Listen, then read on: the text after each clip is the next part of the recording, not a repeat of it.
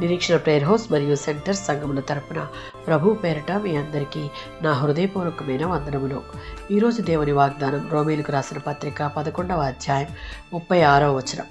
ఆయన మూలమునను ఆయన ద్వారాను ఆయన నిమిత్తమును సమస్తము కలిగి ఉన్నవి. అపోస్తులుడైన పౌలు ఈ లేఖను రోమీలకు రాస్తూ ఉన్నాడు. 11వ అధ్యాయం చివరి భాగం ఒక స్తుతి కావ్యం.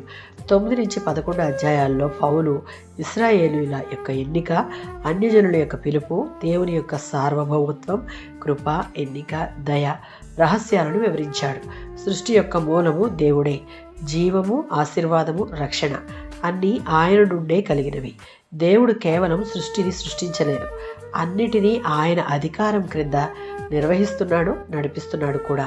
కొలసీలకు రాసిన పత్రిక 1వ అధ్యాయం 16 నుంచి 17 వచనాలలో అన్నీ ఆయన ద్వారా సృష్టింపబడ్డవి, అన్నీ ఆయన అధికారంలో నిలుచుచున్నవి. సృష్టిని సృష్టించడంలో ఆయన లక్ష్యం దేవాది దేవుడు మహిమపరచబడాలని. సృష్టిలో భాగంగా సృష్టించిన మన జీవితాలు దేవునిని మహిమపరిచే విధంగా ఉండాలి.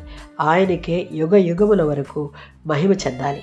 ఎందుకంటే సకలమైన మహిమకు ఘనతకు దేవుడొక్కడే అర్హుడు. మన జీవితం ఆయనను అన్ని విషయాలలో, అన్ని సమయాలలో, అన్ని పరిస్థితులలో ఆయనను మాత్రమే మహిమపరిచే విధంగా ఉండాలి.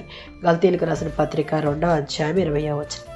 ఈ వాక్యం ప్రకారం ఆరంభము, ప్రయాణము, లక్ష్యం కూడా దేవుడే.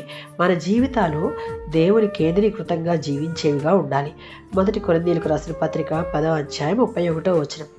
మనలను ప్రేమించి మహిమను విడిచి వచ్చిన దేవుని కోసం మన సమయం, ధనం, ప్రతిభ, ఆరోగ్యం అన్నీ దేవుని మహిమ కోసమే అన్నట్టుగా ఉండాలి. ఆమేన్.